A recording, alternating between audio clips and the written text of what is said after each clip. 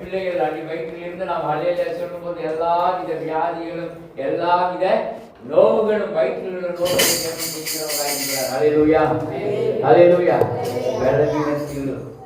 நோவுகளும் பூரணமாய் தேவன் கொடுக்கிறவராகிறார். ஹல்லேலூயா. அது தேவ பிள்ளைகள் வராத பிள்ளைகளை தேவன் கொண்டு வந்து சேர்த்து உதவி செய்யுங்கள்.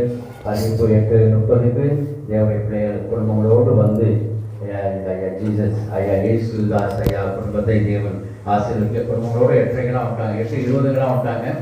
ஆகவே தேவன் அவர்களே அவர் குடும்பத்தையும் மெர்சி அவங்க சிஸ்டர் தாய் அவர் யாரோ அவருடைய நண்பனுக்கு உடல்நிலை சரியில்லை என்று சொல்லிட்டு போயிருக்கிறாங்க.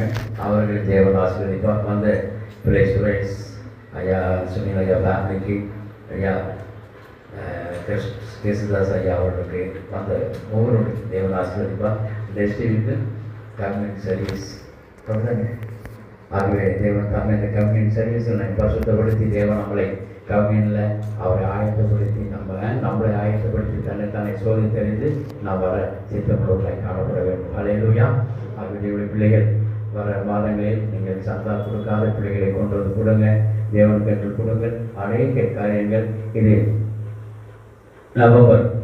வருகிற நவம்பரில் நிச்சயமாய் ஒரு சின்ன யோசனை.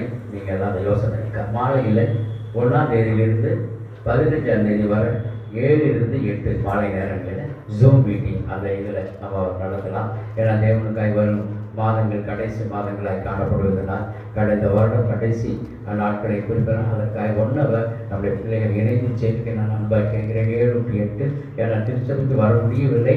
ஆங்காங்கே வீட்டில் அமர்ந்து நம்ம என்ன பண்ணலாம் 1 hour என்னென்ன தேவைகள் யாரெல்லாம் சொல்லி ஜெபிக்க வேண்டுமோ அதற்காக ஜெபிக்க தேவன் சித்தப்படுவதாய் காணப்படுவார். ஆகவே அது மாத்திரமல்ல, டிசம்பர் 14 பைபிள் நியூஸ் ஞாயிற்றுக்கிழமை 3-6 அந்த பொறுப்பை வந்து பிரதர் சுனில் ஐயா அவர்கள் எடுத்துக்கொள்வார். டிசம்பர் 14. அது மாத்திரமல்ல, அந்த டிசம்பர் 14 ஒரு அதிகாரம் 1-7 அதிகாரங்கள் போதும். அது ஐயா அவர்கள் அதை சூஸ் பண்ணுவார். மக்களுக்கு ஈஸியாக இருக்கணும், இலகுவாய் காணப்பட வேண்டும். எத்தனை பேர் வருகிறாங்களோ அத்தனை பேர் நீங்கள் முன்பதாக நீங்கள் பெயர்கள் கொடுக்க வேண்டும். ஹல்லேலூயா. லூக்காவோ யோவானோ ஒரு அப்போஸ்தலரோ ஒரு 7 அதிகாரங்களை ஐயா அதிலிருந்து ஒரு கேள்வி கொடுப்பாங்க. நீங்கள் எவ்வளோ பேர் நீங்கள் அது இன்வால்வ் ஆகிறீங்களோ அதற்கு தகுந்தாப்புல கேள்விகள் அரேஞ்ச் பண்ணப்படும். ஆகவே அதற்கு ஈவினிங் 3 to 6 வரை அன்றைக்கி டிஃபன் காஃபி கொஞ்சம் நம்ம சமோசா வாங்கி சாப்பிட்டு போயிடலாம். அது மாத்திரமல்ல, நவம்பர் மாதம் அப்புறம் டிசம்பரில் வருகிறது. டிசம்பர் நீங்கள் தேவனுடைய பிள்ளைகள் கேரல் ரவுண்ட் வருது, அதற்காக செல்வீங்கள் தேவனுடைய பிள்ளைகள். டிசம்பர் 21 அதை கிறிஸ்மஸ் சிறப்பு ஸ்பெஷல்ஸ் மீட்டிங் வைக்கலான்னு நீங்கள் எல்லாம் யோசனை பண்ணி சொல்லுங்கள். டேட் நான் சொல்கிறேன், அது ஓகேவா இல்லைங்கிறது. கேரல் ரவுண்டு 18-19 21 ஸ்பெஷல் மீட்டிங்கு. அதே மாதிரி நவம்பர் மாதத்தில் 30ஆம் தேதி ஒரு விசேஷமான மாலை நேரத்தில் ஒரு ஜெபம் மீட்டிங் இருக்குது. அன்றைக்கி தேவனுடைய ஊழியர்கள் வருவாங்க. 30ஆம் தேதி 5 மணிக்கு ஆரம்பிப்போம், 8 மணிக்கு முடிச்சிடலாம். ஹல்லேலூயா. 30ஆம் தேதி. ஹல்லேலூயா. ஹல்லேலூயா. அது ஒன்றும் இல்லை, எனக்காக நீங்கள் ஜெபிக்க அன்பாய் வரணும். ஹல்லேலூயா. அந்த நாளை தேவன் ஒரு மகா பெரிய ஒரு ஆசீர்வாதமான நாளை மாற்றுவார்கள். அநேக தேவனுடைய ஊழியர்களுக்கு டைமாக நம்முடைய ஆலயத்தில் வந்து நமக்காகவும் தன்னுடைய ஊழியத்திற்காகவும் ஊழியர்கள் பெருகை இந்த இடத்துல 30 வருஷம் 29 முடிச்சு 30ஆவது வருஷம் வரப்போகுது. அதை எவ்வளோ உற்சாகமாய் நம்முடைய இடம் கொள்ளாதபடி தேவன் நம்மளை காக்க வேண்டும். ஹல்லேலூயா. அது கட்டாயமாக நவம்பர் 30ஆம் தேதி சண்டே ஈவினிங் ஒரு ஸ்பெஷல்ஸ் மீட்டிங். அநேக தேவனுடைய ஊழியர்கள் வருவாங்க. நீங்கள் வாருங்கள், பங்கு பெறுங்கள். நல்ல பாடல்கள் பாடக்கூடிய ஒரு சகோதரிகள் கூட வருவாங்க. தேவன் அதற்காக ஜெபிங்கள். தேவன் நல்லவராக இருக்கிறார். ஆகவே இந்த கிறிஸ்மஸ் காரியங்களுக்காகவும் அந்த பிள்ளைகள் வேதத்தில் வளரத்தக்கதாய் வாலிப பிள்ளைகள் வளரத்தக்கதாய் அதற்காக ஜெபிங்கள். தேவன் நல்லவராக இருக்கிறார். ஹல்லேலூயா. ஆகவே தேவனுடைய கண்களை மூடி தேவனுடைய செய்தியை கொண்டு வருகிற தேவனுடைய தாசன் சகோதரர் சுனில் ஐயா அச்சலதுரையாவை தேவன் ஆசீர்வதித்து பலப்படுத்தத்தக்கதாய். ஏனென்றால் அவர் ஆண்டவரின் சமூகத்தில் அவரை நிலைநிறுத்து ஆண்டவரே அவரது ஊழிய பாதையிலே ஒரு மகா பெரிய உற்சாகத்தை இந்த வாழிப காலங்களிலே நீ கொடுத்து பலப்படுத்தத்தக்கதாய் நீ உதவி செய்யும், பலப்படுத்தும். தேவன் தாமே மறைத்து இரத்த கோட்டையின் படத்தில் ஆவியாளர் மாத்திரமே வெளிப்பட கிருபை தந்தலும் ஆட்சிக்கிறோம். இயேசுவின் நாமத்தில் சேர்க்கிறோம் ஆண்டு பிதாவே, ஆமென். இப்பொழுது அன்பு ஐயா செலுத்துங்க.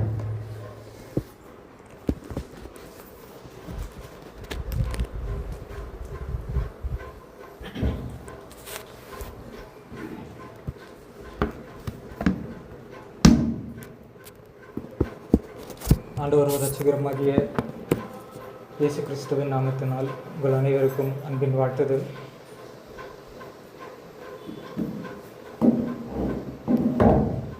போன வாட்டி நான் ஒரு கேள்வி கேட்டு அது பதில் சொன்னதுக்கு ஒரு ப்ரைஸ் கொடுத்தேன். அதே மாதிரி இந்த வாரமும் ஒரு கேள்வி.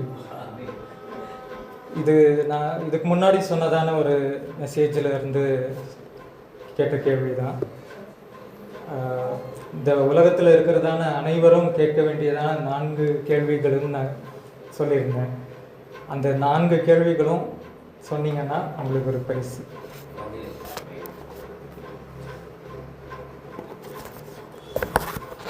சரி, க்ளூ கொடுக்கட்டுமா? முதலாவது உருவாக்குதல் அல்லது ஆரிஜின் என்று ஆங்கிலத்தில். 4 கேள்விகள், எல்லா மனிதரும் இந்த உலகத்திலே கேட்க வேண்டியதான கேள்விகள்.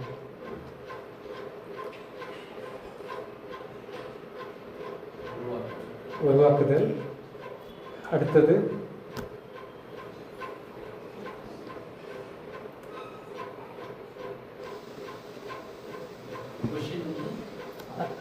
இந்த மாதிரி கொஸ்டின்ஸ் தான்.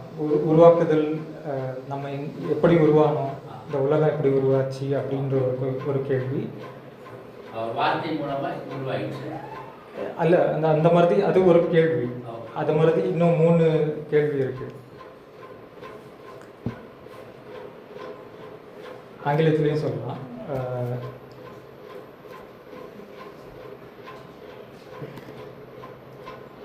இரண்டாவது க்ளூவும் நான் தரேன். வாழ்வின் அர்த்தம் அல்லது நோக்கம், meaning or purpose of life. முதலாவது உருவாக்குதல், இரண்டாவது வாழ்வின் அர்த்தம், மூன்றாவது மொராலிட்டி, நன்மை தீமை அறியத்தக்கதாக ஆண்டவர் கொடுத்துள்ளதான அந்த ஒரு கேள்வி. கடைசியாக டெஸ்டினி, நாம் எங்கு இந்த உலக வாழ்க்கைக்கு பின்பு எங்கு சென்று அடைவோம் என்று இந்த 4 கேள்விகளும். சரி, இது சொல்ல முடியல, பரவாயில்ல. நான் இதற்கு முன்பதாக பேசின போது கேள்விகளை குறித்தே ஒரு அநேக வசனங்கள், அநேக வார்த்தைகள் சொன்னேன். அதிலிருந்து ஒரு கேள்வி யாராவது சொல்லுங்கள். முதலாவதாக ஆண்டவராகிய தேவன் ஆதாமை பார்த்து என்ன சொன்னார்? எங்க இருக்கிறாய், எங்கே இருக்கிற. யாக்கோபை கண்டு உன்னுடைய பேர் என்ன அப்படின்னு கேட்டாரு. ஆண்டவராகிய இயேசு கிறிஸ்துவை பார்த்து அநேக பேர் அநேக விதமாக கேள்விகளை கேட்டார்கள். ஆண்டவராகிய இயேசு கிறிஸ்துவும் அநேகருக்கு கேள்விகளை கேட்டார் என்றும் பார்க்கிறோம். சரி, அதுலேயே ஆண்டவராகிய இயேசு கிறிஸ்துவுக்கு கேட்ட ஒரு கேள்வியை சொல்லுங்க, இல்லைன்னா இயேசு கிறிஸ்து கேட்ட கேள்வியை ஒன்று சொல்லுங்க.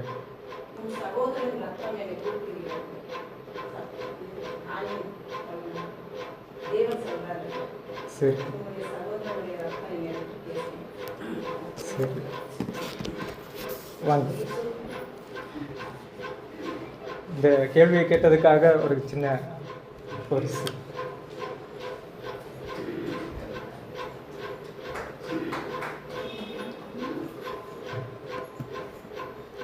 சரி, அந்த மாதிரியே இன்னைக்கு ஒரு கேள்வியோடு தான் நான் ஆரம்பிக்கிறேன் மெசேஜை. ஆதியாகமம் 3வது அதிகாரத்தில் சாத்தானை குறித்து முதல் வார்த்தையிலே ஆண்டவர் அவன் தந்திரமானவன் என்பதை குறித்து சொல்கிறார். 10வது அதிகாரத்தில் பார்க்கும்போது 9வது அதிகாரத்தில் இன்னொரு கேள்வி ஆண்டவர் கேட்கிறார். அப்பொழுது தேவனாகிய கர்த்தர் ஆதாமை கூப்பிட்டு, நீ எங்கே இருக்கிறாய் என்றார் என்று பார்க்கிறோம். அதற்கு அவன், நான் தேவரீருடைய சத்தத்தை கேட்டதிலே தோட்டத்திலே கேட்டு நான் நிர்வாணமாய் இருப்பதினாலே பயந்து ஒழித்து கொண்டேன் என்றான் என்று பார்க்கிறோம். இந்த இடத்துல ஆண்டவர் அவங்ககிட்ட எதற்காக நீ மறைஞ்சிருக்கன்னே கேட்கல, அவனாவே சொல்கிறான், நான் நிர்வாணமாக இருப்பதினாலே பயந்து அப்படின்னு 2 விஷயத்த சொல்கிறான். நிர்வாணமாக இருப்பது, பயந்து. இந்த நிர்வாணம் என்பதை பார்க்கும் பொழுது அது வெறும் ஒரு ஃபிசிக்கல், ஒரு அங்கே ஒரு துணியை போடாமல் இருப்பது மட்டுமல்ல.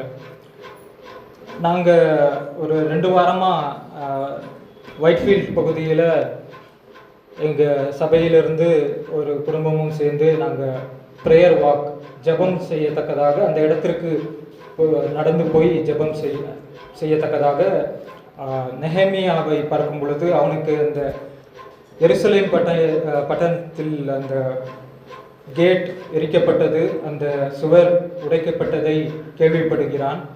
அப்படி கேள்விப்பட்டு அவன் முதலாவதாக கண்ணீரிட்டு ஆண்டவரோடு ஜெபிக்கிறான். அவ்விதமாக நம்முடைய தேசத்தை பார்க்கும் பொழுது நாம் வாழ்கிறதா இந்த பெங்களூர் பட்டணத்தை பார்க்கும்போது அநேக காரியங்கள் நடக்கிறது.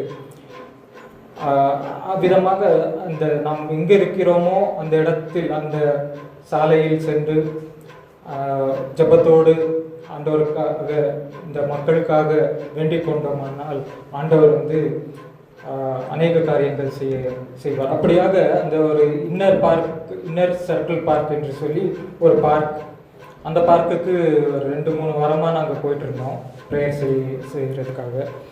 முதல் வாரம் போகும்போது எதுவுமே அப்சர்வ் பண்ணல, சும்மா பார்க்கு தானே நடந்துட்டு வரலாம் அப்படின்னு போய் நடந்துட்டு வந்தோம். நடந்துட்டு வரும்போது ஜெபம் செய்தோம். அடுத்த வாரம் போகும்போது சில விஷயங்களை கவனிக்க ஆரம்பித்தோம். அந்த பார்க்குடைய கேட்டு உடைஞ்சிருந்துச்சு. அங்கே இருக்கிறதான இந்த சீட்டு எல்லாமே, பெஞ்ச் எல்லாமே உடைக்கப்பட்டிருந்தது. அங்கே இருக்கிறதான குப்பை தொட்டி கூட அது உடைஞ்சி போயிருந்துச்சு. குப்பையே போட முடியாமல் எல்லாம் வெளியே போட்டிருந்தாங்க. அங்கே நாயின் நடமாட்டம் அதிகமாக இருந்துச்சு. குழந்தைகள் விளையாடி கொண்டு இருந்தாங்க. இதெல்லாம் பார்க்கும்போது இந்த நிர்வாணம் என்று சொல்லும்போது அது வெறும் ஒரு ஆடையை அணிவது மாத்திரமல்ல, மனதளவில் பார்க்கும் பொழுது ஒரு வல்னரபிலிட்டி, ஆங்கிலத்தில் வல்னரபிலிட்டி அப்படின்னு சொல்லுவாங்க. அப்படின்னா ஒரு பாதுகாப்பு அற்ற ஒரு நிலை. அவ்விதம் நிலையில் அநேகர் இந்த உலகத்திலே வாழ்ந்து வருகிறார்கள். போன வாரத்தில் கூட அண்ணன் ஸ்ராவண விலகுலான்னு சொல்லக்கூடியதான ஒரு இடத்துல வேலை செஞ்சுட்டு வர்றார். அந்த இடம் நான் ஸ்கூலில் படிக்கும்போதே ஒரு விஷயத்துக்கு ஃபேமஸ். கோமட்டேஸ்வரா இல்லை பாகுபலின்னு சொல்லக்கூடியதான ஒரு சிலர், சுமார் 982 AD அந்த காலகட்டத்தில் 1100 வருஷத்துக்கு முன்பதாக அந்த சிலையை ஒரு சின்ன மலைக்கு மேலே செஞ்சு வச்சுருக்காங்க. அந்த சிலை எப்படி செஞ்சுருக்காங்கன்னா, அந்த ஸ்டோரி எப்படின்னா, பரதன் அப்புறம் அந்த பாகுபலின்னு சொல்லி 2 பேர் ஒரு அரசனுக்கு மகனாக இருந்தாங்க. அவங்க அநேக இடத்துல போய் போர் செஞ்சு கடைசியாக இந்த அரசனுக்கு தகுதியாக இருக்கிறவங்க யாருன்னு பார்க்கும்போது பாகுபலிக்கும் பரதனுக்கும் யுத்தம் நடக்குது, சண்டை நடக்குது. அதில் பாகுபலி வின் ஆகிட்டான். எல்லாம் வின் ஆகிட்டு அடுத்ததாக ராஜா சீட்டில் போய் உட்கார வேண்டியதுதான் வேலை. அந்த நேரத்தில் அவனுக்கு ஒரு ஞானம் வந்துருச்சு. அந்த ஞானம் என்ன சொல்லிச்சுன்னா, எல்லாவற்றையும் கொடுத்து விடணும், இந்த அரசு என்ற பதவி, அவன் வாழ்கிறதுக்கான சாப்பாடாக இருக்கலாம், அந்த குடும்பமாக இருக்கலாம், எல்லாவற்றையும் விட்டு அவன் போய் கடைசியில் ஒரு அந்த ஃபாரஸ்ட்டில் அந்த இடத்துல போய் அந்த சிலையை பார்க்கும்போது அது நிர்வாணமான ஒரு சிலை. அதை பார்த்து நான் யோசிக்கும்போது, ஆண்டவராகிய தேவன் ஆதாமை ஏவாளை படைத்து அந்த 2வது அதிகாரம், ஆதியாகமம் 2வது அதிகாரம் கடைசி வசனத்தை வாசிப்போம்.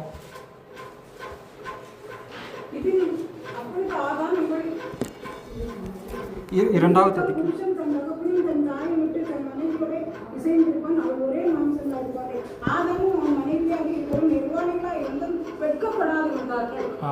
அப்படியாக அவர்கள் நிர்வாணமாக தான் இருந்தார்கள். ஆனால் வெட்கப்படாமல் ஆண்டவருடைய சமூகத்தில் இருந்தார்கள். எப்பொழுது இந்த பாவம் என்பது வந்ததோ அப்போ அவங்க அந்த நிர்வாணமாக இருக்கிறத உணர்ந்தாங்க. இந்த சிலையை பார்க்கும்போது அநேகர் என்ன நினைக்கிறாங்கன்னா, எல்லாவற்றையும் விட்டு வந்திருக்காரு இவர், அவருடைய அந்த அரசை விட்டு வந்திருக்கிறாரு, குடும்பத்தை விட்டு வந்திருக்கிறாரு, உணவை விட்டு வந்திருக்கிறாரு, உடையும் கூட விட்டு வந்திருக்கிறாரு அப்படின்னு நினைக்கலாம். ஆனால் ஆதாமும் ஏவாளும் எப்பொழுது இந்த நிர்வாணத்தை உணர்ந்தார்களோ, அந்த பயந்தார்களோ, ஆண்டவராகிய தேவன் முதலாவதாக அங்கு ஒரு பலியை செலுத்துகிறார். எப்படி என்றால் அவர்கள் எதை அந்த நிர்வாணத்தை மறைத்தார்கள், ஒரு இலையை கொண்டு மறைத்தார்கள். அதை தவிர்த்து உண்மையாக அவர்களுக்கு அந்த மானத்தை ஆண்டவராகிய தேவனை பார்க்கும் பொழுது அவர் நம்முடைய பாவத்தை, நம்முடைய சாபத்தை, நம்முடைய மானத்தை எல்லாவற்றையும் காப்பாற்றுகின்றதான தேவனாக காணப்படுகிறார்.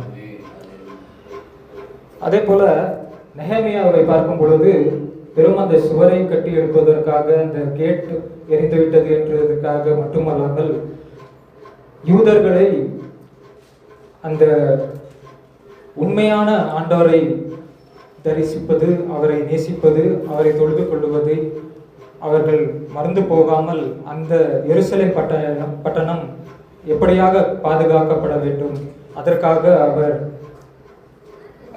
அந்த கோட்டையை கட்டுவது மட்டுமல்லாமல் அந்த அங்கிருந்ததான யூதர்களின் வாழ்விற்கு அவர்கள் ஒரு மாறுதலை ஏற்படுத்தும்படியாக ஆண்டவர் கட்டளையிட்டார். இந்த இன்னர் சர்க்கிள் பார்க்குக்கு நாங்கள் ஃபர்ஸ்ட் டைம் போகும்போது எதுவும் அப்சர்வ் பண்ணல. இரண்டாவது வாட்டி போகும்போது ஆண்டவர் பேசினதான ஒரு வார்த்தை எசேக்கியேல் 33வது அதிகாரம்.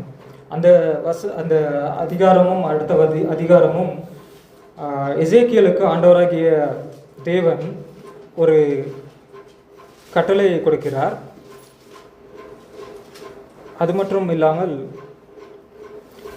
எசேக்கியேலை 2வது அதிகாரம் கடைசி பகுதியில் பார்க்கும்போது அவனை தங்களுக்கு காவற்காரனாக வைத்திருப்பேன் என்று வைத்ததின் பின் என்று பார்க்கிறோம்.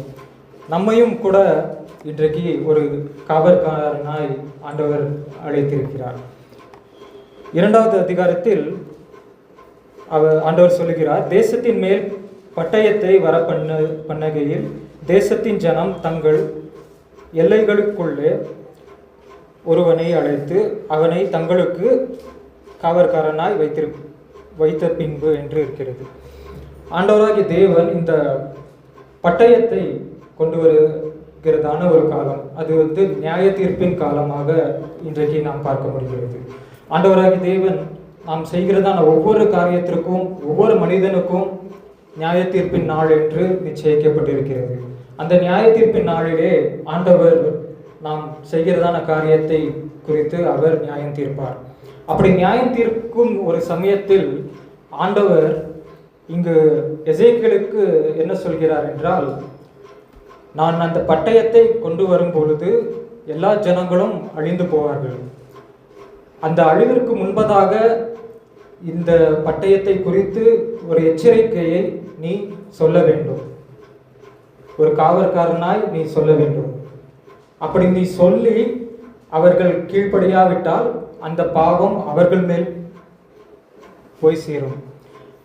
அப்படி நீ சொல்லாமல் அந்த பட்டயம், அந்த நியாய தீர்ப்பு, அந்த மரணம் ஏற்பட்டு அவர்கள் மரித்துவிட்டால் அந்த பாவம் உன்மேல், யார் அங்கு காவற்காரனாய் இருக்கிறானோ அவன் மேல் வந்து விடும் என்று சொல்கிறார் ஆண்டவராகிய தேவன்.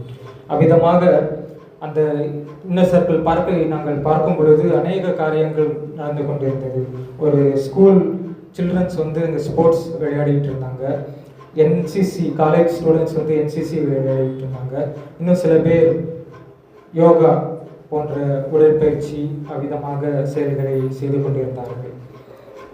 இந்த ஸ்ராவண பெலகுலாக்கு போகும்போது ஒரு விஷயம் ஆண்டவர் தென்படுத்தியது, ஆண்டவராகிய தேவன் பாவத்தை, சாபத்தை, மானத்தை காப்பாற்றுகின்றதான தேவன். அங்கு ஆதாம் ஏவாளுக்கு ஒரு பலியை செலுத்தி அந்த ஆடையை ஆண்டவர் கொடுத்தார்.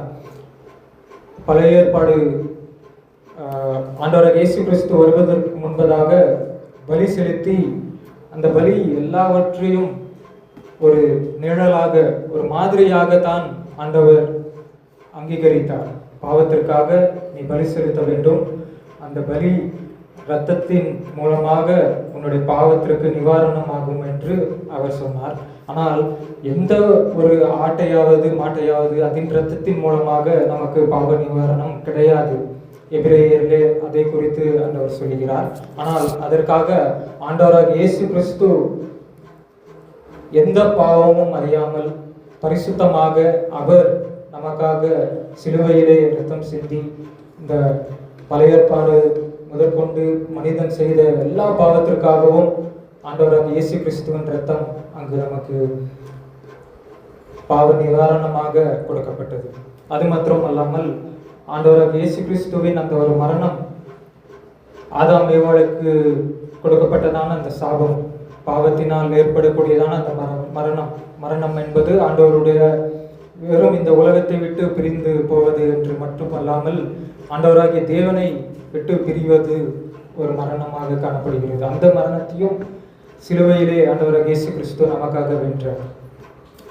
அப்படியாக எப்படி இந்த நம்முடைய உலகத்தில் பார்க்கும்போது எல்லாவற்றையும் விட்டு நிர்வாணமாக இருப்பது ஒரு பெரிய காரியம்னு சொல்லி அநேக பேர் இன்னைக்கும் அந்த இடத்துல போய் அது ஒரு பில்கிரிமேஜாக, அது ஒரு கடவுளாக அந்த கல்லை கண்டு வணங்குகிறார்கள்.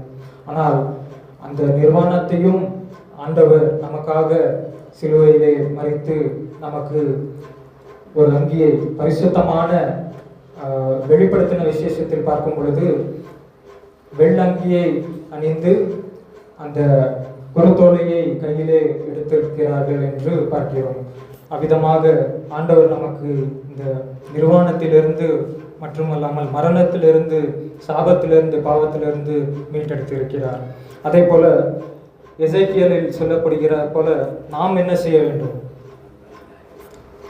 நம்மை காவற்காரனாய் இந்த இடத்திலே அமைத்திருக்கிறார். நம்முடைய தேசத்திற்காக நாம் ஜெபிக்க வேண்டும்.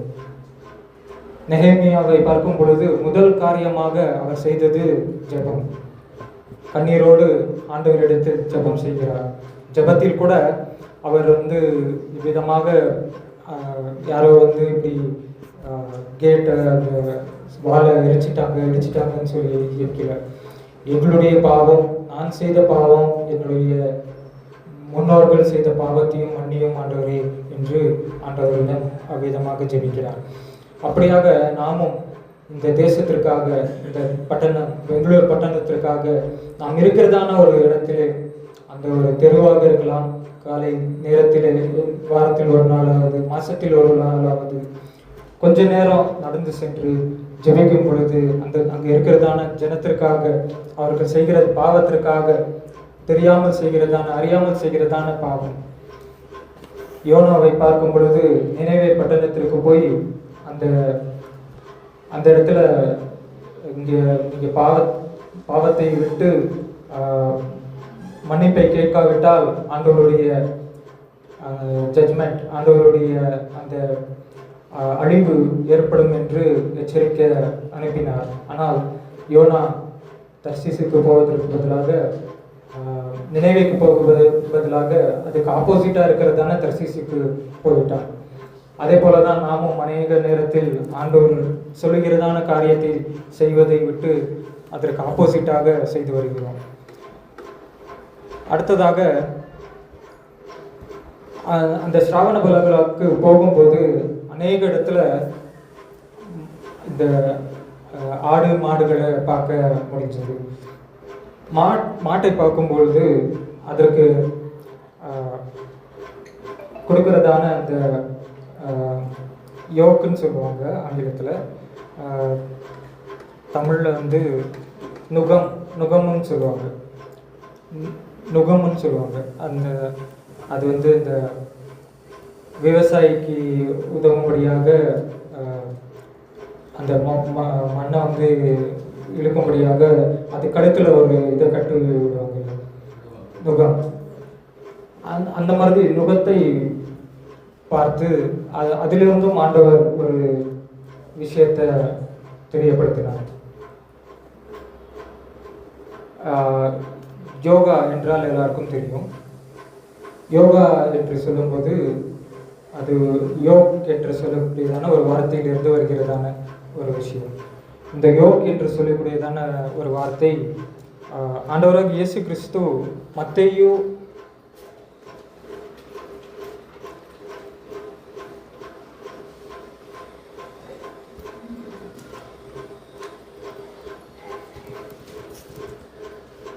11வது அதிகாரம் 28 30 வசனங்கள் பார்க்கும்போது, வருத்தப்பட்டு பாரம் சுமப்பவர்களே, நீங்கள் எல்லோரும் என்னிடத்தில் வாருங்கள், நான் உங்களுக்கு இளைப்பாறுதலை தருவேன்.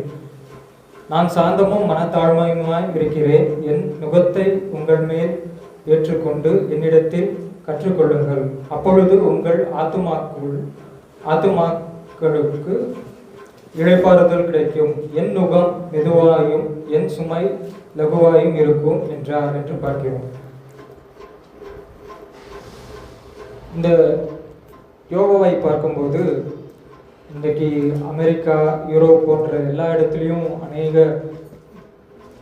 அநேக பேர் இதை செய்து வருகிறார்கள். ஃபிசிக்கல் எக்ஸசைஸ், அதாவது எக்ஸசைஸ் செய்கிறது தப்புன்னு சொல்ல வரல. ஆனால் இந்த யோக் என்று சொல்லக்கூடியதான இந்த வார்த்தை இந்த நுகத்திற்கு ஏதுவானது. அதாவது இந்த அவர்களுடைய நம்பிக்கை எப்படி என்றால், இறைவனை சென்றடைவது அது சில இந்த தாந்திரிக் மந்திரமும் இந்த யோகாவும் செய்தால் அவ்விதமாக இறைவனோடு சேர்ந்து விடலாம். டு யுனைட், யோக் என்றால் ஆங்கிலத்தில் சேர்வது, டு யுனைட் என்று பொருள். இந்த இடத்திலும் ஆண்டவராகிய தேவன் இயேசு கிறிஸ்து என்ன சொல்கிறார்? வருத்தப்பட்டு பாரம் சுமப்பவர்களே, நீங்கள் எல்லாரும் என்னிடத்தில் வாருங்கள், நான் உங்களுக்கு இளைப்பாறுதல் தருவேன். அவருடைய நுகத்தை எடுக்கும்படியாக ஆண்டவராகிய இயேசு கிறிஸ்து அழைக்கிறார். இந்த உலக பிரகாரமான அந்த நுகத்தை நாம் எடுப்போமே ஆனால் அது பாவத்திற்கு ஏதுவாக நம்மை நடத்தி சென்றுவிடும். அது ஒரு டிசப்ஷன் தான். எப்படி சாத்தான் ஏவாளின் மூலமாக இதை சாப்பிட்டால் மறித்து விடுவீர்களோ, அப்படி மறிக்க மாட்டீர்கள் என்று ஒரு பொய்யை சொல்லி அந்த இடத்திலே புசிக்க வைத்தானோ, அதே போல யோகா என்று சொல்லி அநேக விஷயங்கள், யோகா மற்றும் அல்ல, அநேக விஷயங்கள் மக்களுக்கு அதை நீங்கள் செய்தால் நன்மை பெறலாம் என்று அப்படியாக செய்ய வைத்து விடுகிறார்கள். ஆனால் உண்மையான சந்தோஷம், சமாதானம் எப்போ நமக்கு கிடைக்கும் என்று பார்க்கும் பொழுது ஆண்டவராகிய இயேசு கிறிஸ்துவின் நுகத்தை நாம் எடுத்துக்கொள்ளும் பொழுது. அது மட்டுமல்லாமல் அந்த பார்க்கை சுற்றி வருகையில் ஒரு வீட்டில் ஒரு மரத்தில் ஒரு வார்த்தை இருந்தது, பர்ஃபெக்ட் பீஸ் அப்படின்றது. அது ஏசாயா 26வது அதிகாரம் 3வது வசனம்.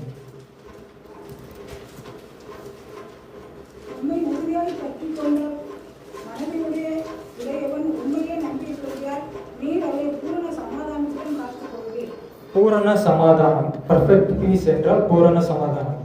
அந்த ஒரு வீட்டில் இந்த ஒரு மரத்தில் இப்படியாக அடித்து வைத்திருந்தார்கள். அப்போ ஆண்டவர் அந்த இடத்துலையும் ஒரு விஷயத்த சொல்றாரு. இந்த ஒயிட்ஃபீல்ட் நகர இடத்தை பார்க்கும் பொழுது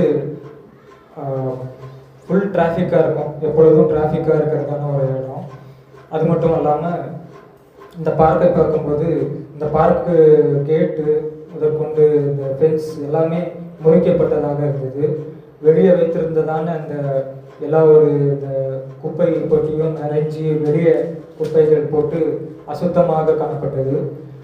இதையெல்லாம் பார்க்கும்போது எப்படி நெஹெமியாவுக்கு அந்த எருசலேமின் அந்த வால், அந்த கேட் எரிக்கப்பட்டதோ அந்த ஒரு விஷயம் தென்பட்டது. அது மட்டும் இல்லாமல் இப்போ இந்த வார்த்தையை பார்க்கும்போது ஒரு விஷயம் ஞாபகம் வந்துச்சு. என்னன்னா, என்ன ஒரு சுச்சுவேஷன் நம்ம வாழ்றதான ஒரு இடத்துல இருந்தாலும், மனிதர்கள் எவ்விதமான பாவங்கள் செய்தாலும், நமக்கு ஆண்டவராகிய இயேசு கிறிஸ்துவை சொந்த இரட்சகராக ஏற்றுக்கொண்டு நமக்கு ஆண்டவர் இந்த பரிபூரண சமாதானத்தை கொடுக்கிறதான தேவனாக காணப்படுகிறார். ஆண்டவராகிய இயேசு கிறிஸ்து பிறப்பதற்கு சுமார் 800-1000 வருஷத்துக்கு முன்பதாக எழுதினதான ஏசாயா, நாம் கிறிஸ்மஸ் சமயத்தில் அநேக நேரத்தில் வாசிக்கக்கூடியதான ஒரு வசனம். ஏசாயா 9வது அதிகாரத்தில் 6வது வசனத்தை பார்க்கும்போது,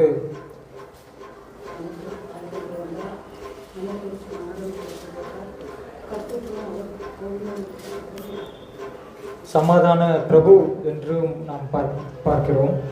அவ்விதமாக இந்த உலகத்தில் பார்க்கும்போது அநேக காரியங்கள் சமாதானம் இன்றி காணப்படுகிறதான நேரத்தில் நமக்கு அந்த சமாதானத்தை கொடுக்கிறதான தேவன் ஆண்டவராகிய இயேசு கிறிஸ்துவாக இருக்கிறார்.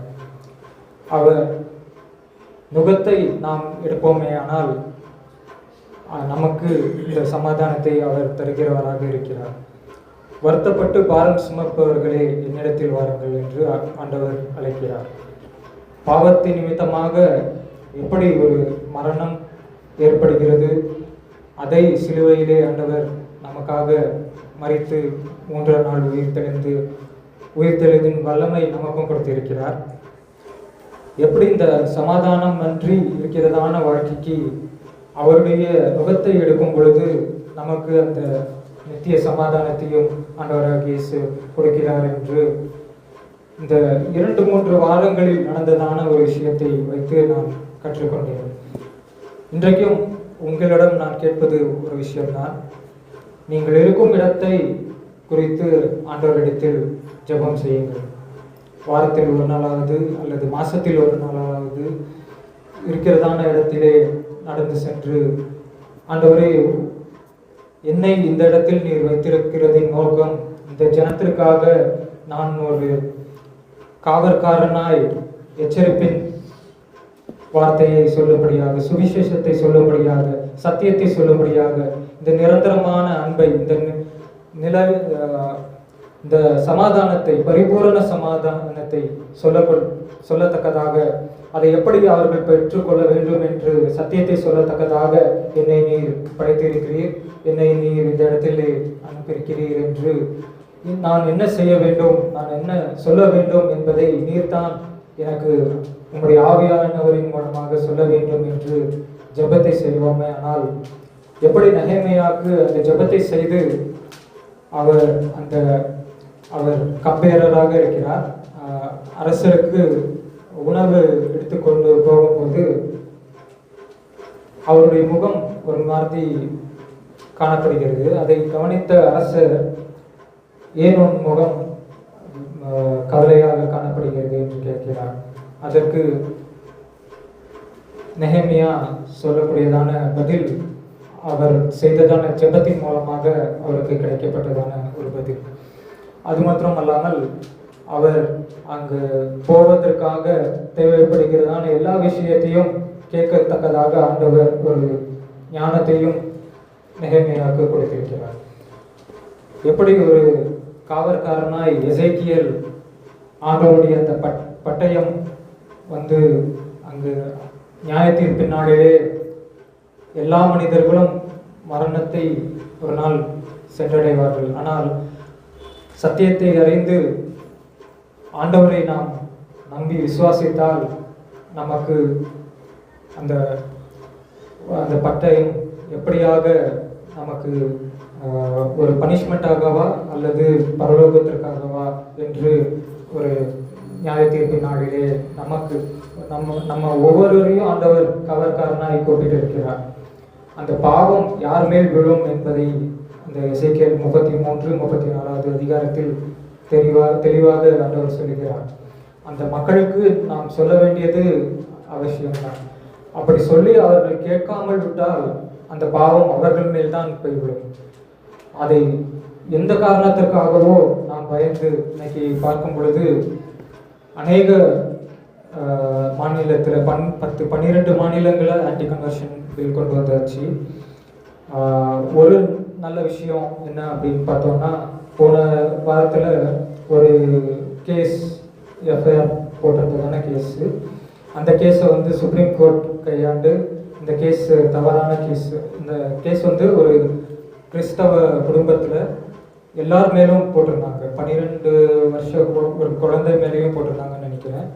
அதாவது மதம் மாற்றுறாங்க அப்படின்னு சொல்லி போட்டிருந்ததான கேஸு இந்த சுப்ரீம் கோர்ட் எடுத்து இது தவறான கேஸுன்னு ப்ரூவ் பண்ணி ஒரு நல்ல நியாய தீர்ப்பை கொடுத்தாங்க. அதே மாதிரி இந்த 12 ஸ்டேட்டுக்கும் ஒரு நோட்டீஸ் கொடுக்கப்பட்டிருக்கிறது. எதற்காக இந்த ஒரு சட்டத்தை நீங்கள் கொண்டு வந்தீங்க? இதுக்கு முன்பதாகவே மதத்திற்காக அநேக சட்டங்கள் இருக்கிறது. அப்படி இருக்கும்போது எதற்காக இதை கொண்டு வந்தீர்கள்? இதற்காக ரீசன் கொடுங்க, இதற்கான எவிடன்ஸ் கொடுங்கன்னு சுப்ரீம் கோர்ட் கேட்டிருக்காங்க. அப்படியாக இது எல்லா மாநிலங்களையும் இந்த ஸ்டேட்ஸ்லேயும் ரிப்பல் பண்ணணும், இதை வந்து எடுத்துடணும் இந்த கேஸு. அநேக நேரத்தில் பார்க்கும்போது சுவிசேஷம் சொல்வதற்காக இதை வந்து அவங்க என்ன நினைக்கிறாங்கன்னா, இந்த மாதிரி சட்டம் போட்டுட்டா பயந்துருவாங்க, இனிமேல் மதம் வந்து மாற மாட்டாங்க. நம்ம மதம் மாற்றுறதுக்கல்ல, மனம் மாறத்துக்காக தான் நாம் ஜெபிக்கிறோம். மதத்தை ஒரு மனிதனும் மாற்ற முடியாது. ஏனென்றால் மனதை மாற்றுவது பரிசுத்த ஆவியானவரின் கிரியை, அது ஒரு மனிதனுடைய கிரியை கிடையாது. அதே போல இந்த பயத்திலிருந்தும் நமக்கு விடுதலை கொடுத்திருக்கிறார். ஆதாம் அந்த ஆண்டவராக அந்த பாவத்தை செய்ததற்கு பின்பதாக அவன் ஓடி ஒளிந்ததற்கு காரணம் பயமும் கூட தான். அந்த பாவத்தை பார்க்கும் பொழுது முதலாவதாக ஆண்டவர் கட்டளையிட்டார், அந்த கனியை புசிக்க வேண்டாம் என்று. அவர்கள் புசித்ததற்காக ஒரு கேட்டஸ்ட்ராஃபிக், இன்றைக்கும் நம்ம ஒவ்வொரு மனிதனுக்கும் பாவம் ஏற்படக்கூடியதான ஒரு சூழ்நிலை அந்த ஒரு பாவத்தின் மூலமாக வந்ததான அதற்கான காரணம் தான். அது வந்து நம்ம எப்படி ஒரு கல்ச்சுரலாக எடுத்துக்கலாம்னா, ஆதாமும் ஏவாளும் சைனாவில் இருந்திருந்தாங்கன்னா, ஆண்டவர் வரும்போது அந்த சாத்தான் வரும்போது சாத்தான் எப்படி வந்தான்? ஒரு சர்ப்பத்தின் ரூபமாக வந்தான். அப்படியாக சர்ப்பமாக வந்திருந்தால் அந்த கனியை புசிக்காமல் சர்ப்பத்தை அடித்து கொன்று புசித்திருப்பார்கள். சைனாவிலே பார்க்கும் பொழுது அநேக வீடியோவை பார்த்துருக்கிறேன். எப்படி நம்ம ஆலப்பியில் பார்க்கும்போது கேரளா பகுதியில் போட்டில் கூட்டிகிட்டு போவாங்க, அங்கே மீன்கள் இருக்கும், நம்ம செலக்ட் பண்ணிவிட்டு போயிட்டு வரும்போது அங்கே ரெடி பண்ணி கொடுப்பாங்க. இந்த வீடியோவில் ஒரு இடத்துக்கு ஹோட்டலுக்கு போகிறாங்க, அங்கே பாம்பு வந்து ஒரு இதில் வச்சுருக்காங்க. அவங்க போய் இந்த பாம்பு வேணும்னு செலக்ட் பண்ணிட்டா போதும், போய் உட்காருவாங்க. அந்த பாம்பு கழுத்தை வந்து அறுத்து அதுலேருந்து பிளட்டை வந்து ரத்தத்தை வந்து கொடுப்பாங்க ஒரு கிளாஸில். அதை குடிச்சிட்டு அதை குடிக்கிறதுக்கு முன்பதாக அதை வெட்டி ஃப்ரை பண்ணி எடுத்துகிட்டு வந்து வச்சுருவாங்க. அதாவது எப்படின்னா, கல்ச்சுரலாக பார்க்கும்போது இந்த வார்த்தை வந்து பெருசாக தெரியாது. ஏன்னா ஆண்டவராக இயேசு கிறிஸ்து கூட மகன் யாராவது மீனை கேட்டால் பாம்பை கொடுப்பார்களா என்று ஆண்டவர் சொல்லியிருக்கிறார். அதுவும் கூட சைனாவில் போய் ஒரு மகன்கிட்ட மீனுக்கு பதிலாக நான் பாம்பை கொடுக்குறேன்னா அந்த இடத்துல அவன் சந்தோஷமாக வாங்கிக்குவான். ஸோ எல்லாமே ஒரு கல்ச்சுரல் ரியலிஸ்டிக்காக நம்ம வந்து யோசிக்கணும். நமக்கு கொடுக்கப்பட்டதான ஆண்டவருடைய வார்த்தை, அது இஸ்ரேல் என்ற ஒரு தேசம் 2000 வருஷத்துக்கு முன்பதாக வந்ததான ஆண்டவராக இயேசு கிறிஸ்து. அங்கே இருக்கிறதான ஒரு சூழ்நிலை, அங்கே இருக்கிறதான ஒரு கலாச்சாரமே வேறு. ஆனால் அதே மாதிரியான ஒரு விஷயத்தை நாம் எடுத்து செய்ய வேண்டும் என்றல்ல. நம்முடைய கலாச்சாரத்திற்கு எப்படி பவுலை பார்க்கும்போது அப்போஸ்தலர்கள் 17வது அதிகாரத்தில் அவர் அந்த ஏத்தேன் என்று சொல்லக்கூடியதான இடத்திற்கு போகிறார். அந்த இடத்துல பார்க்கும்போது அநேக இடத்துல ஐடல்ஸ், சிலையை வைத்து வணங்குகிறவர்களாக இருக்கிறார்கள். அவர் சொல்லுகிறார், அவர் அதை பார்க்கும்போது, அந்த சிலையை அவர்கள் வணங்கும் போது பவுல் அதை பார்த்து அவருடைய மனம் உடைகிறது, ஒரு கோபம் ஏற்படுகிறது. ஆனால் அவர் சொல்லுகிறார், அந்த ஜனத்தை பார்த்து சொல்லுகிறார், நீங்கள் செய்கிறதான அந்த ஒரு கீழ்ப்படிதல், உங்களுடைய அந்த வர்ஷிப் எல்லாமே நல்ல ஒரு விஷயம்தான். நம்ம பார்க்கும்போதும் அநேக இறைவனுக்காக வேண்டுதல் செய்கிறாங்க. அவங்க செய்கிற காரியம்லாம் நல்ல காரியம்தான். ஆனால் பவுல் சொல்லுகிறார், ஒரு சிலையை பார்த்தேன், அந்த சிலையில் என்ன போட்டிருந்தது, அறியப்படாத கடவுள், டு அன் அன்னோன் காட் அப்படின்னு போட்டிருக்கு. அப்படி அந்த அறியப்படாத கடவுளை அந்த ஆண்டவரை நான் உங்களுக்கு சொல்லுகிறேன் என்று ஆண்டவர் இயேசு கிறிஸ்துவை குறித்து அங்கு சொல்லுகிறார். இயேசு கிறிஸ்துவை பார்க்கும் பொழுது சமாரிய ஸ்திரியை பார்த்து, ஆண்டவராக இயேசு கிறிஸ்துக்கு எல்லாம் தெரியும். அவள் இதற்கு முன்பதாக 5 புருஷனோடு இருந்தால், இந்த சமுதாயம் அவளை வெறுத்தது, அவள் வாழ்வை சரியான விதத்தில் வாழவில்லை என்று தெரியும். ஆனால் அவளிடத்தில் முதலாவதாக ஆண்டவராக இயேசு கிறிஸ்து கேட்பது என்னது, தாகத்திற்கு தண்ணீரை தா என்று. நாமும் பாவம் செய்கிறதான ஜனத்தை பார்த்து அவர்களை நாம் நியாயம் தீர்க்க ஆண்டவர் சொல்லவில்லை. ஆண்டவர் நியாயம் தீர்ப்பார். நாம் அவர்களை ஆண்டவராக இயேசு கிறிஸ்துவை குறித்து எவ்விதமாக சொல்ல வேண்டும் என்று ஆண்டவராக இயேசு கிறிஸ்து அந்த இடத்துல கல்ச்சுரல் பேரியர், சமாரியர்களுக்கும் யூதர்களுக்கும் எந்த சம்பந்தமுமே கிடையாது. எல்லா யூதருமே அந்த ரூட்டை விட்டு, அது ஷார்ட் ரூட்டு சமாரியாவுக்கு போவதற்கு, ஆனால் அந்த வழியாக போவதற்கு பதிலாக சுற்றி போவாங்க. அதே மாதிரி அந்த காலத்தில் தனியாக இருக்கிறதான ஒரு பெண்மணி கூட யாரும் பேச மாட்டாங்க. ஆண்டவராக இயேசு கிறிஸ்து அதையும் மீறி அந்த பெண்மணி கிட்ட பேசுகிறாரு. அதற்கும் மேலாக ஆண்டவராக இயேசு கிறிஸ்துக்கு அந்த பெண்மணி யார் என்று தெரியும். அந்த சமுதாயத்தில் தாழ்த்தப்பட்டு, வெறுக்கப்பட்டு, ஒதுக்கப்பட்டதான ஒரு சிற்று, அவளிடம் சென்று பேசுகிறார். அப்படி என்று பார்க்கும் பொழுது அந்த ஒரு கலாச்சாரம், அவளுடைய அந்த ஸ்டேட்டஸ் அல்லது அவள் செய்ததான ஒரு காரியமாக இருக்கலாம், இந்த எல்லா தடைகளையும் மீறி ஆண்டவராக இயேசு கிறிஸ்து அவரே மெஸ்ஸையா என்பதை அவள் மூலமாக அந்த சமுதாயத்திற்கே எடுத்து செல்லத்தக்கதாக உபயோகம் செய்தார். அவ்விதமாக நாமும் இந்த நாளிலே நாம் இருக்கிறதான ஒரு இடத்திலே முதலாவதாக ஆண்டவரை நோக்கி நாம் விண்ணப்பித்து ஜெபித்தோம் என, ஆண்டவர் நமக்கு எவ்விதமாக பேச வேண்டும், எவ்விதமாக ஜெபிக்க வேண்டும், எந்த காரியத்தில் ஈடுபட வேண்டும். அந்த பார்க்கில் கூட பார்த்தோம்னா அநேக இந்த காரியம் நான் சொன்னேன் இல்லை, இந்த பார்க் கேட்டு உடஞ்சிருந்துச்சு, ஃபென்ஸு இதெல்லாம் முறிக்கப்பட்டிருந்துச்சு. நான் இந்த பிபிஎம்சிக்கு கம்ப்ளைண்ட் பண்ணியிருக்கேன். அதோடு கூட ஜெபிச்சுட்டும் வரேன். எவ்வளவோ குப்பை தொட்டி, எவ்வளவு அரசு காரியம் செஞ்சாலும் மக்களுடைய மனம் மாறப்பட வேண்டும். அப்படி மாறுபடாவிட்டால் என்ன விதமான ஒரு கிரியைகள் செய்தாலும் நம்முடைய தேசத்திலே அந்த ஒரு விழிப்புணர்ச்சி, அதாவது குப்பையை சரியாக இடத்தில் போட வேண்டும், சுத்தமாக வைத்திருக்க வேண்டும், லஞ்சம், பாவம், இவ்விதமான காரியங்களை எப்படி செய்யாமல் பரிசுத்தமாக வாழ வேண்டும் என்பதை வேதாகமம் சொல்லுகிறது. அதை நாம் ஆண்டவரிடம் கேட்டு தெரிந்து கொள்ள வேண்டும். யூரோப்பில் பார்த்தோம்னா நெதர்லாண்ட்ஸ், அந்த இடத்துல ஒரு ஃபார்மிங் பால் பண்ணை இருக்கும். அது ஒரு ஸ்டோர் மாதிரி இருக்கும். அந்த இடத்துல யாருமே இருக்க மாட்டாங்க விற்பனை செய்கிறதுக்காக. நம்ம போய் அந்த இடத்துல காசு போட்டிருக்கோம், இவ்வளோ விலைன்னு காசை நம்ம செலுத்தி நம்ம எடுத்துக்கலாம்.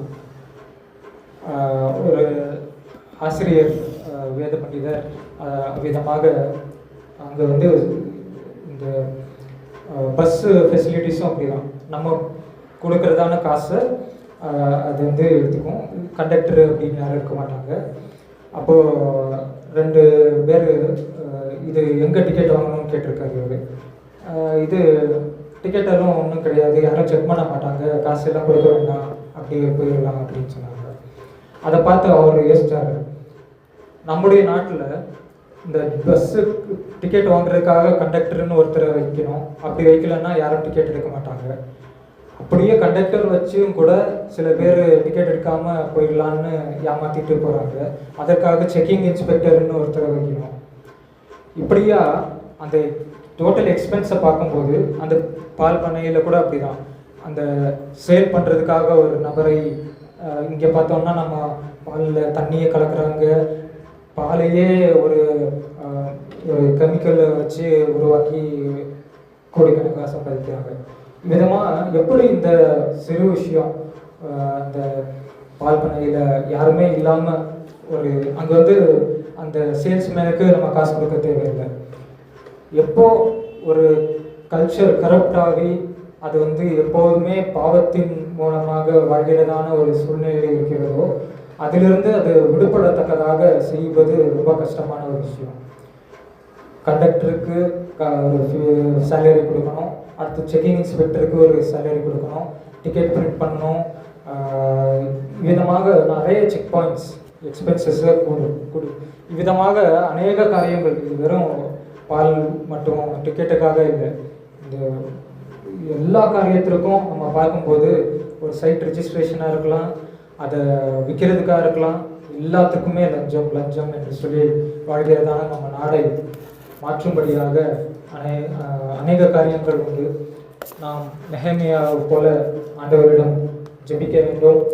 எசேக்கியேலை போல அவர் ஆண்டவர் நம்மை காவற்காரனாக வைத்திருக்கிறார்.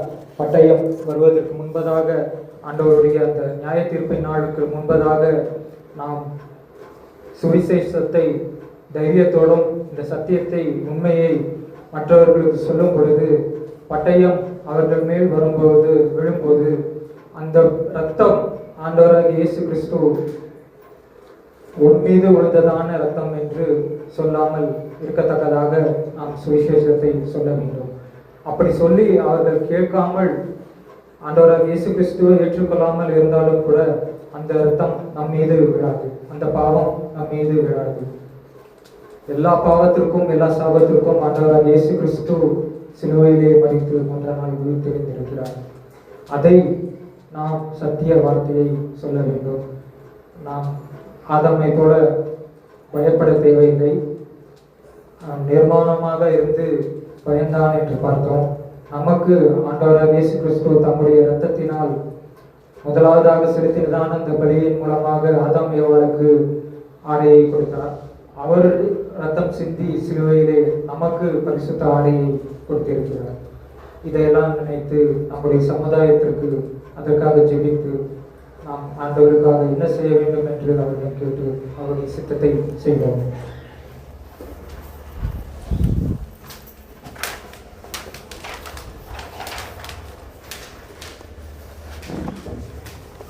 ஹல்லேலூயா, ஹல்லேலூயா. தேவன் அற்புதமானவர். ஹல்லேலூயா. எசேக்கியா எப்படி தன்னுடைய காவல்காரனாய் மாறினது போல நாம் தேசத்திற்கு காவல்காரராய் காணப்பட வேண்டும். நம் குடும்பத்திற்கு, நம் திருச்சபைகளுக்கு காவல்காரராய் காணப்பட வேண்டும். மிக அற்புதமான தேவனுடைய செய்தி. நெகேமியாவுடைய வாழ்க்கையை பார்க்கும்போது அவரும் அப்படிதான் தேசத்திற்காக மிக அற்புதமாய், அது 2ஆம் வசனத்தில் அது 1லிருந்து 5 வரை படிக்கும் பொழுது அவர் சிறையிருப்பை தேசத்திலே தீங்கையும் நிந்தையும் அலோ பண்ணாதபடி நெகேமியா ஜெபித்தார். ஆகியவற்றை எல்லாம் எழுதி நின்று நிச்சயமாய் நம்மளை சுற்றி இருக்கிற எல்லா ஜனத்திற்காகவும் நாம் ஜெபிக்க வேண்டும். இடங்களுக்காக ஜெபிக்க வேண்டும். நாம் காத்திருந்து ஜெபிக்க வேண்டும். நாம் சுவிசேஷத்தை அறிவிக்க வேண்டும். ஹல்லேலூயா. முதல் அதான் முக்கியம். சுவிசேஷத்தை அறிவிக்க. இரத்தப்படி நமக்கு இல்லாதபடி தேவன் நம்மளை பாதுகாத்துக் கொள்ள வேண்டும். ஹல்லேலூயா. நீங்கள் எப்படியாச்சும் ஒரு நாளைக்கு ஒருத்தருக்கு சுவிசேஷத்தை அறிவிங்க, நிச்சயமா தேவன் உங்களை கொண்டு வந்து சேர்ப்பார். ஹல்லேலூயா. அநேக ஆத்துமாக்களை தேவன் கொடுப்பார். ஆண்டவர் நெகேமியாவுடைய வாழ்க்கையில் அவர் இடர்பாடுகளை அதை உணர்ந்து மற்றவர்களுக்காய் ஜெபித்தது போல நம் வாழ்க்கையில் நாம் ஜெபிக்க கற்றுக்கொள்ள வேண்டும். ஆகவே எல்லாம் தேவனுடைய சிந்தை அழகாய் கடைசியில் பாயிண்ட் பாருங்க. காவல்காரராய் நாம் மற்றவர்களுக்கும், நாம் திருச்சபைகளுக்கும், நாம் அருகில் உள்ளவருக்கும் காணப்பட வேண்டும். நாம் ஜெபிக்க கற்றுக்கொள்ள வேண்டும். சுவிசேஷத்தை அறிவிக்க வேண்டும்.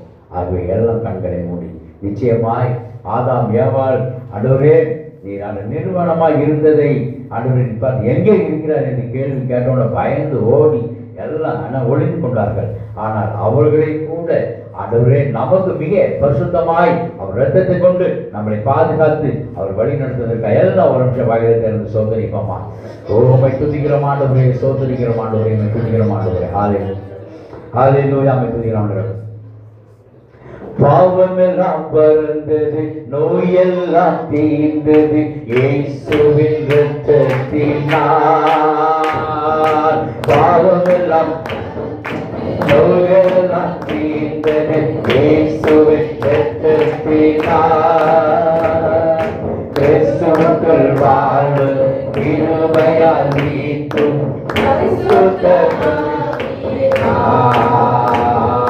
கிறிஸ்துவுக்குள் வாழும் கிருபையால் நீக்கும் பரிசுத்த ஆவியினால் புகழ்வனம் கொண்டாட்டமே இயேசுவின் சன்னிதானத்தில்.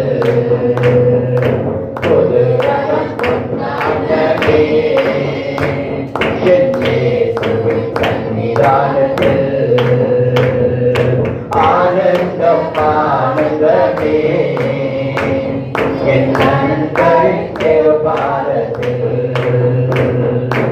ஆனந்தம் ஆனந்தமே என் நண்பரின் பாதத்தில்.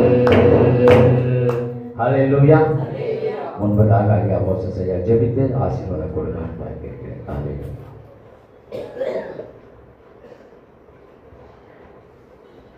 பிதாவே, நன்றியோடு ஸ்துதிக்கிறவரா, இவ்வளவு நேரம் இந்த பிரசனங்களோடு தங்கியிருந்த தேவக்கா கூட ஸ்தோத்திரவரா. நாங்கள் பாடின பாடல்களவரா, வாசித்த சங்கீத பகுதிவரா, கேட்ட செய்தியெல்லாம் ஒன்றோடு கிருபைவரா. இந்த தேவக்காம கூட ஸ்தோத்திரவரா. அருமையாய் தேவன் எங்களை கண்டவரா, கற்றுத்தந்த கிருபைக்காய் ஸ்தோத்திரவரா. தேங்க்வரா. நன்றியப்பா, நன்றியோடு ஸ்துதிக்கிறவரா. நாங்கள் ஆண்டவரா உமக்கன்று சாட்சியாய் தேவனண்டவரா. தேங்க்யூ. உண்மை குறித்து சொல்லுபவர்களாய் தேவனண்டவரா. தேங்க்யூ. இந்த உலகத்துல மேன்மேலும் வளர தேவனாண்டவரா எங்களை பக்குவப்படுத்துமாறு செபிக்கிறேன். ஸ்தோத்திரம். நன்றியப்பா, நன்றியோடு ஸ்துதிக்கிறேன் தேவனண்டவரா. தேங்க்யூ தேவனண்டவரா. வந்திருக்கிற மக்களுக்காய் ஸ்தோத்திரம் தேவனண்டவரா. தேவன் பலப்படுத்தியிருக்கிற கிருபைக்காய் ஸ்தோத்திரம் தேவனண்டவரா. தேவன் சக்திப்படுத்தியிருக்கிற கிருபைக்காய் ஸ்தோத்திரம். நன்றியப்பா, நன்றியோடு ஸ்துதிக்கிறேன் தேவனண்டவரா. பலவங்களோடு வந்த மக்களுக்காய் ஸ்தோத்திரம் தேவனண்டவரா. பலத்தையும் சக்தியும் கொடுக்க என் தேவன் என்ற போதுமானவராய் இருக்கிற கிருபைக்காய் ஸ்தோத்திரம் தேவனண்டவரா. பலவங்கள் மத்தியில என் கருவை பரிபூர்ணமாய் விளங்கும் சொன்ன வாக்குத்தத்தம் தேவனண்டவரா. ஒவ்வொரு பிள்ளைகள் மேலும் இறந்து போகிற கிருபைக்காய் ஸ்தோத்திரம். நன்றி. நன்றியோடு ஸ்துதிக்கிறேன் தேவனண்டவரா. படிக்கிற பிள்ளைகளுக்காய் ஸ்தோத்திரம் தேவனண்டவரா. படிக்க வேண்டிய புத்திய ஞானத்தை தேவனண்டவரா. நமது பரத்திரன் தேவன் கொடுக்கிற கிருபைக்காய் ஸ்தோத்திரம். நன்றி.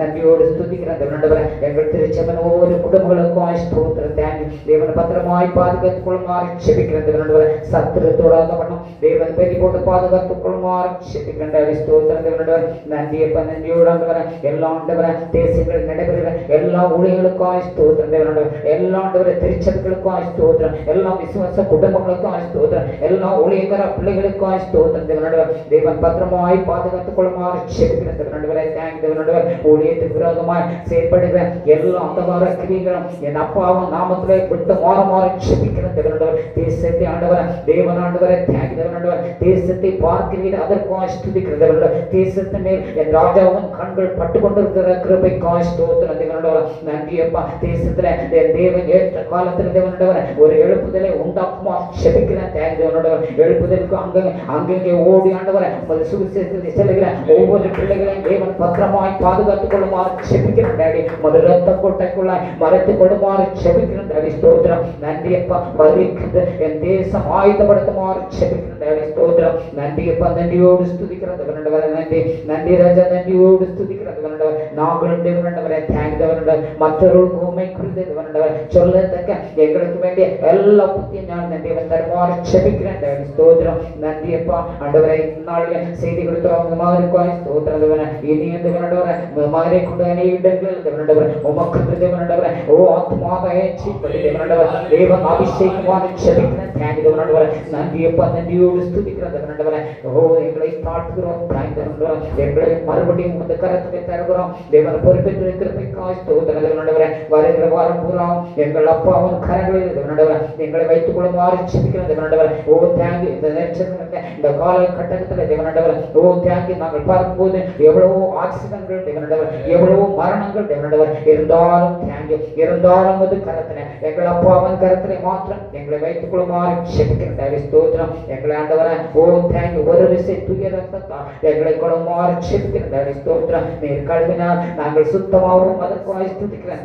ஸ்தோத்திரம். வருகிறேன் ஆண்டவரே வாரத்திலே நடைபெறுகிற தேவனாண்டவரே ஓ தியாகி தேவனாண்டவரே கவனிப்பாய் ஸ்தோத்திரம். தியாகி தேவனாண்டவரே நன்றியப்பா நாங்கள் ஆண்டவரே ஓ பயபக்தியோடு தேவனாண்டவரே உமது சரீரத்தை உமது ரத்தத்தை பருக அவரோடு வர தேவன் கிருபைச்சு மாற்றி ஸ்தோத்திரம். காத்துக்கொள்ளும் மீதியான சமயம் வரும் எங்கள் அப்பா அவனுக்கு மாத்திரம் கூடவே இருக்கணும் என்று அன்பான இயேசு கிறிஸ்து மூலம் ஜெபிக்கிறோம். அன்பு நிறைந்த எங்கள் பரம தந்தையே ஆமென் ஆமென். என் ஆத்துமாவே கர்த்தரை ஸ்தோத்திரி, என் முழு உலகமே அவருடைய பரிசுத்த நாமத்தை ஸ்தோத்திரி. என் ஆத்துமாவே கர்த்தரை ஸ்தோத்திரி, கர்த்தர் செய்த சகல உபகாரங்களையும் மறவாதே. ஆமென். நம்முடைய கர்த்தராகிய இயேசு கிறிஸ்துவின் கிருபையும் பிதாவாகிய தேவன் அன்பும் பரிசுத்தாவின் ஐக்கியம் சிநேகமும் இப்பொழுதும் சதா காலங்களிலும் இயேசுவின் வருகை மட்டும் தங்கியிருப்பதாக. ஆமென் ஆமென் ஆமென். எக்கால சத்தம் தூதர்கள் கூட்டம் நேசவர் என்றார். எக்கால சத்தம் தூதர்கள் கூட்டம் நேசவர் என்றார். ஒருவருக்கு பொழுது மறுபமாவும் மகிமையில் பிரவேசித்தோம். ஒருவருக்கு பொழுது மறுபமாவும் மகிமையில் பிரகாசித்தோம்.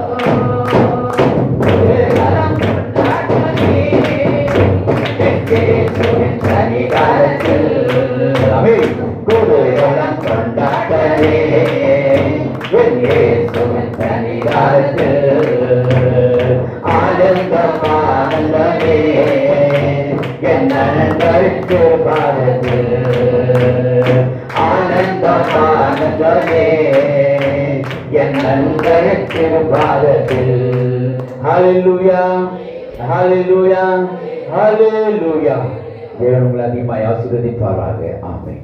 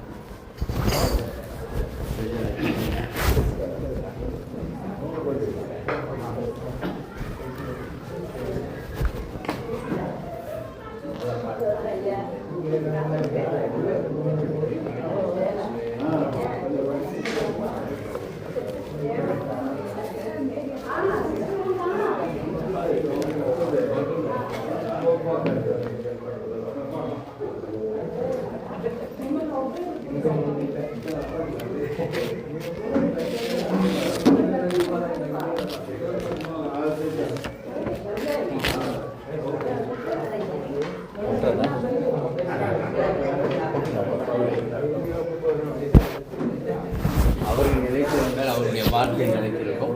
அனுதின பண்ணால் 200 ரூபாய் 200